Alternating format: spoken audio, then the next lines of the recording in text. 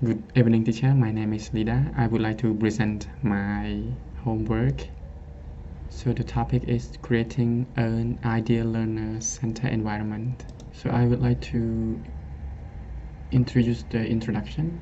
What is my idea? So we have 3 bullet points. Designed to be flexible, engaging, and empowering. Focus on individual needs and learning style.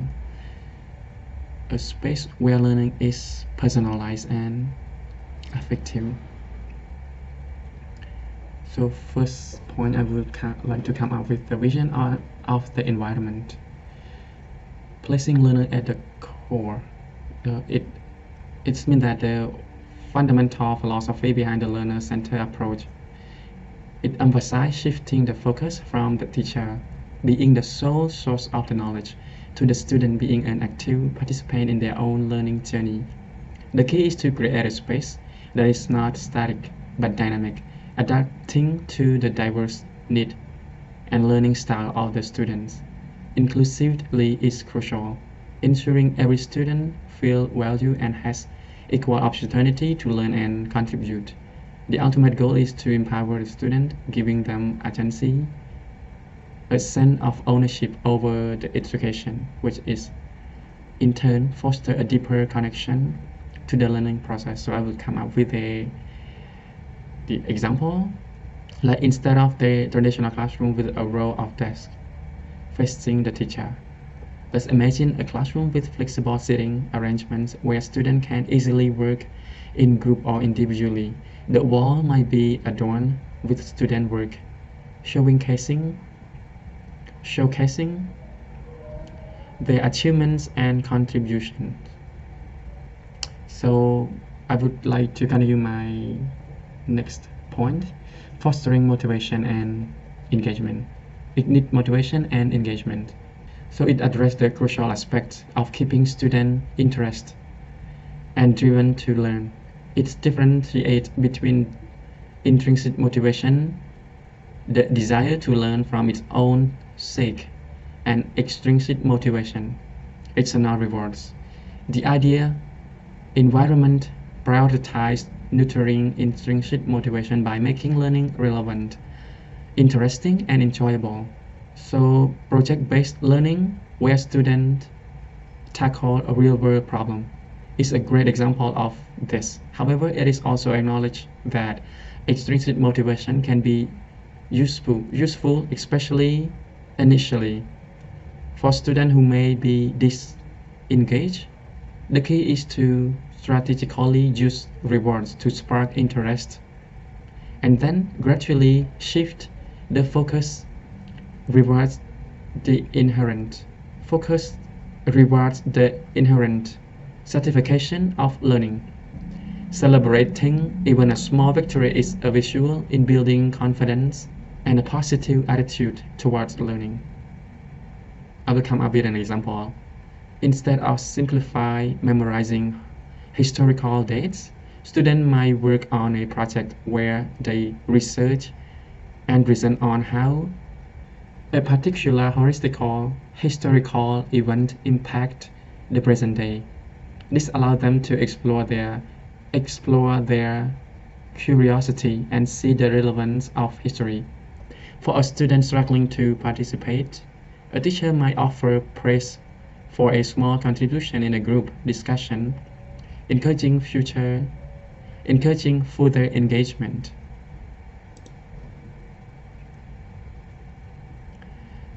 Encouraging self-determination and regulation.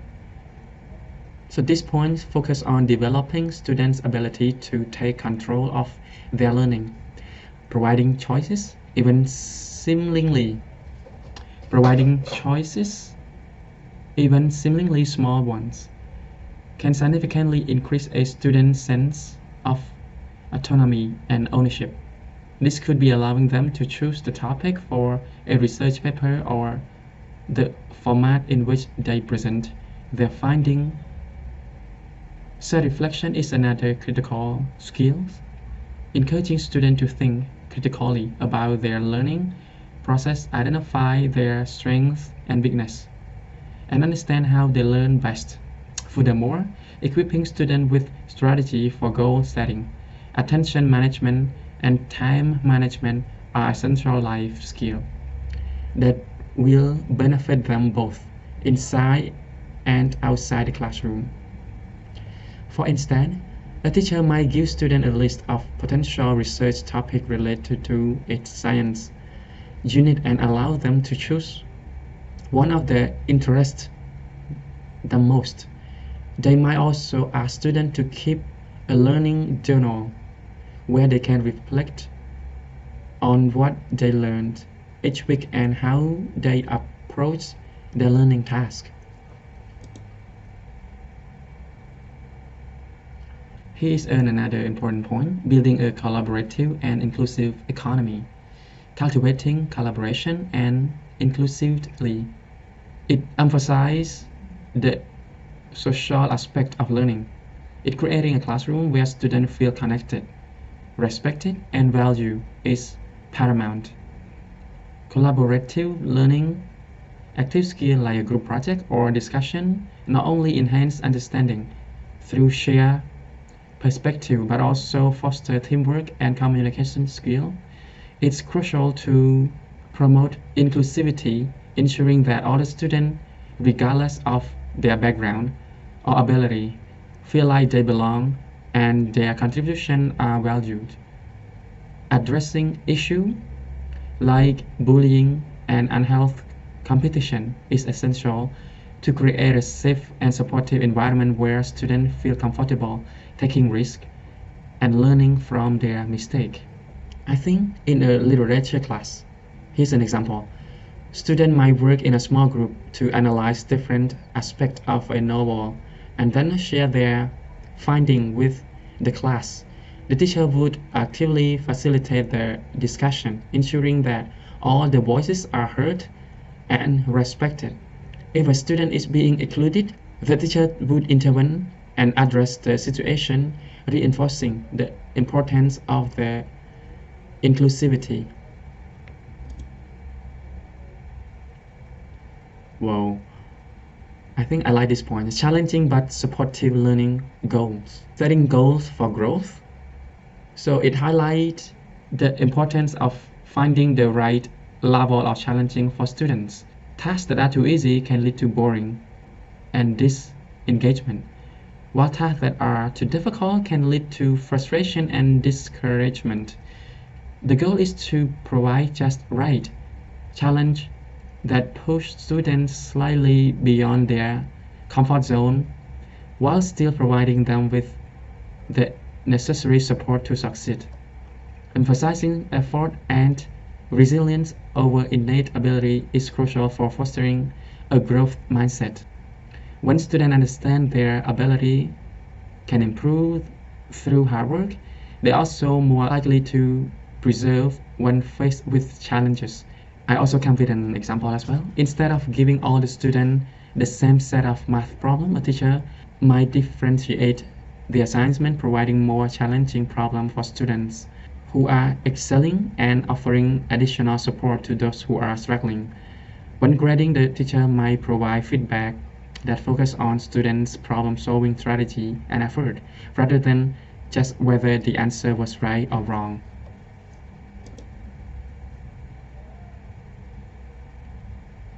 Creating a fun and joyful atmosphere. Making learning enjoyable. It is very important to make learning enjoyable. Integrating elements of gamification such as points, badges, or friendly competition can increase engagement and motivation. Incorporating humor, storytelling, and creative projects can also make learning more memorable and engaging.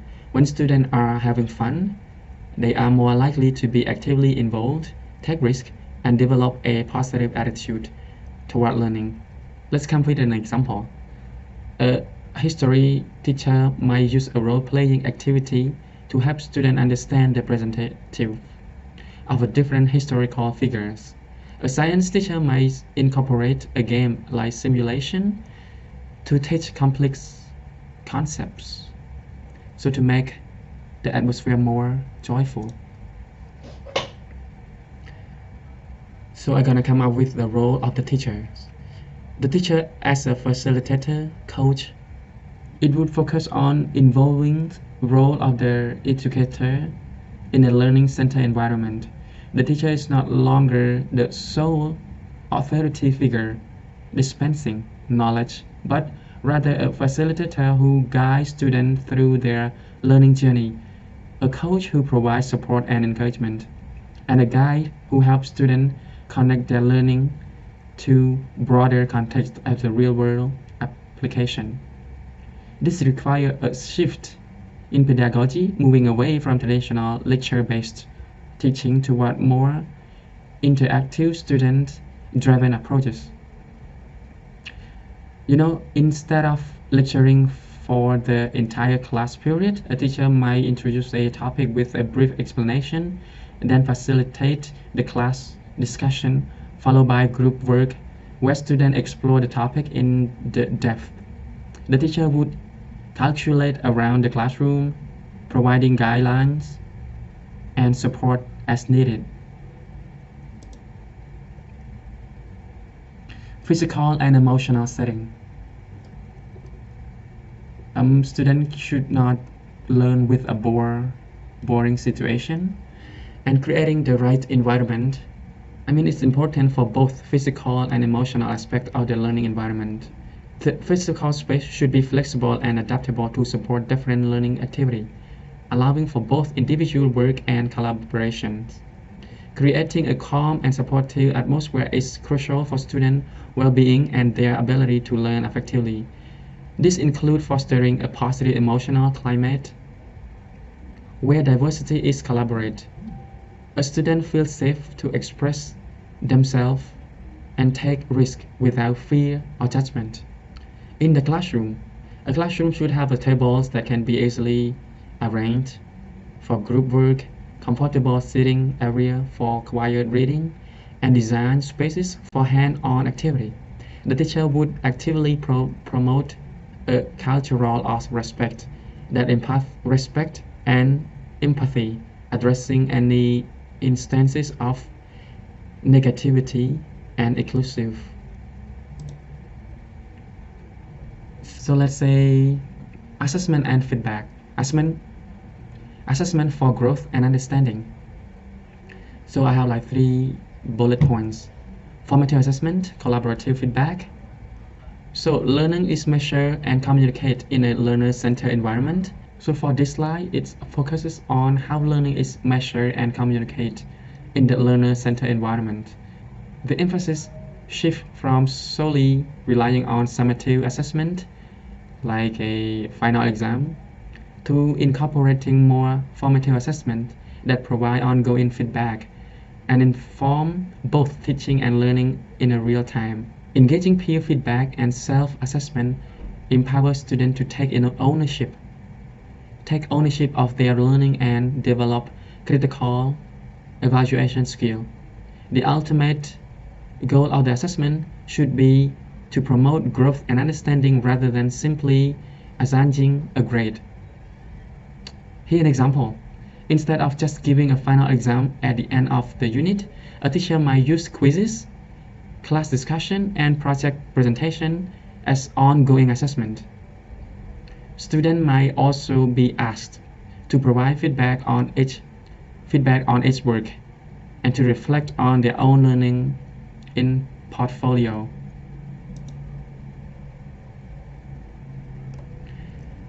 And come to the conclusion. Here's conclusion. Summarize the key takeaway of the presentation and the overall goal of creating a learner-centered environment to nurture not only academic success but also essential like curiosity, self-confidence, and resilience. It reinforced the idea that this approach is about more than just grades, but about developing well-rounded individuals who are equipped to thrive in a complex and ever-changing world. And thank you, teacher, for your time listening to my presentation. Wish you have a good day. Thank you.